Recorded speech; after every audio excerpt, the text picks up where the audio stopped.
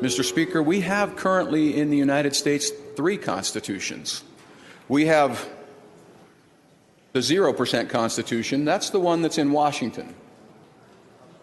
The 0% Constitution is when they ask the Speaker of the United States House of Representatives, under what constitutional authority did you pass the bill to invade in the health care? And her response was, are you serious? In Washington, we have a 0% Constitution. In fact, they don't even look or debate anymore as they used to what the constitutional provisions are for their actions. They simply act because they can, and the Supreme Court upholds what they're doing. We also have a 6/7 Constitution. That's the Constitution where only 6 of the articles should we consider to use. And under 6/7 of the Constitution, we effectively get the 0% Constitution. Because if we're looking at 6/7, then there is no effective check on the 0% Constitution that is happening in Washington every day. And then, of course, we have the 100% Constitution. And I agree with the representative from Draper. We need to reaffirm the 100% Constitution. We need to not be severed from our roots, and we need to reinstill the principles of our 100% Constitution. Because if we don't, we get this. We get the 0% Constitution by default. Doing nothing means agencies will continue to take over water, enacting law, executing law, adjudicating law by unelected agencies. Will continue to get presidents that enact law with the pen. We get a court that enters into the playing field of public policy if we continue with the 0% Constitution. One thing that the representative from Draper said that I have to really take issue with, he mentioned the Mount Vernon Assembly as somehow of means that were inappropriate. There were a number of us that were there. The only reason there was a limit, it was the very first time that people got together to discuss process. It had nothing to do with this particular movement of an amendment, but to discuss process. And the reason it was limited is because that's all the chairs they had. The Mount Vernon Library is only so big, and it was first come, first serve. Anyone that wanted to be there logged in, and they were there. And we began this process of discussing what would this procedure look like. I'm so proud of the representative from St. George who was here in this body as our delegate, and we learned a great deal from that when we were here with delegates from around the nation. One of the things that we learned, Mr. Speaker, there were Republicans and Democrats in that assembly, and there was a gentleman, a senator from Ohio, Bill Patman, African-American gentleman, Democrat from Ohio, who was in that assembly. And through the proceeding, he distinguished himself so effectively in how he carried himself and argued the issues and worked with his colleagues. I don't think there's a single person in that body that would not vote for him to be chairman of the next assembly. Leaders rise to the top. That's what happened in Annapolis before we ever got to Philadelphia. Leaders rise to the top. And in Utah, we have the opportunity to be leaders among leaders. In the Transportation Committee this morning, the good senator from Utah County mentioned the Constitution was established from east to west. It should be saved from west to east. We have the opportunity, knowing what we know, to be leaders among leaders. Now, in the process, in our Federalism Commission, we're going to be going through how we carry what we do into a convention of states to propose amendments, that we have our own strategy and we choose our delegates. Imagine the delegates we could choose. Senator Mike Lee, good representative from St. George, a good representative from Grantsville, distinguished legal minds. Our Senate president, who sat right up there in this assembly of state legislatures and conducted himself so well with esteem among people across the nation. Our young, scrappy, and hungry speaker here, who would go and battle for our state and the rights of our state. Think of the delegates we could send. Now, as we send delegates, they're our agents. They are agents of the state.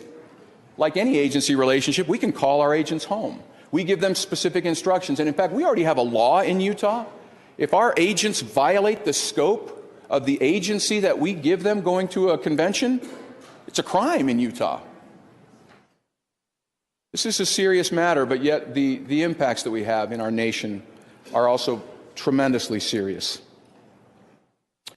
The representative mentioned the climate in our country. We have an African-American president. We have 2 leading candidates for president that are Hispanic. When they talk about the rich and the powerful behind closed doors in Washington buy their favors by the minute. Our good Senator Mike Lee called it the dysfunctional favor bank. Our good colleague from South Jordan mentioned that in the omnibus bill just last month, a $2 trillion omnibus bill with 11,000 earmarks that are simply trading favors with the tax dollars of your constituents. When we talk about the poor, those on fixed incomes, their life and their livelihood is being traded away in Washington by the minute. We had just $2 trillion worth of it just a couple of months ago. The representative from Salt Lake mentioned our oath. He mentioned that the original convention was somehow run away in Philadelphia. Nothing could be further from the truth, because they didn't have a constitution at the time.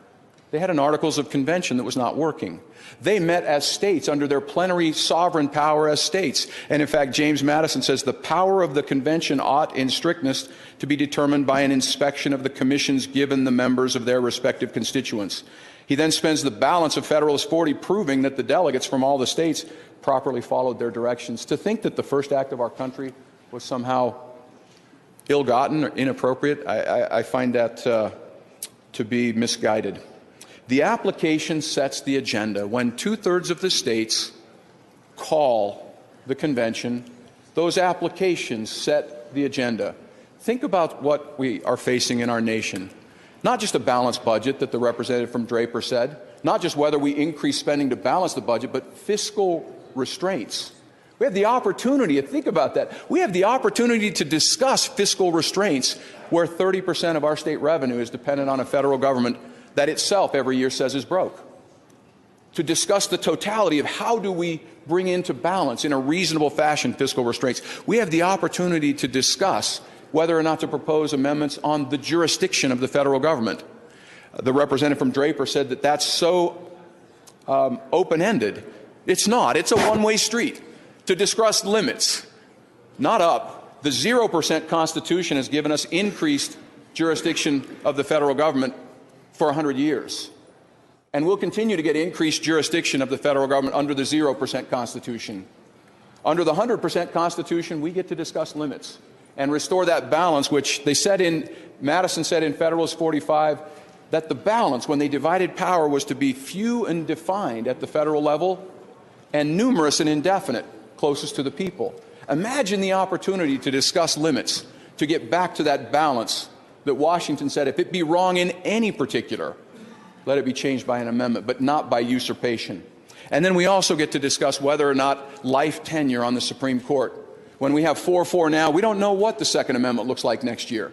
We don't know what marital relationships look like next year. We don't know what education looks like next year. We don't know what agencies exercising their power over water and power and our energy looks like next year. Because that's where our Supreme Court sits right now. Imagine the opportunity to discuss limits. Mr. Speaker, history, in fact, does have its eyes on us right now. We have a power, and as the representative from Salt Lake said, we swore an oath to all 7 articles. And we have a power, and with that power comes a choice. With choice comes responsibility. But not to choose is to choose.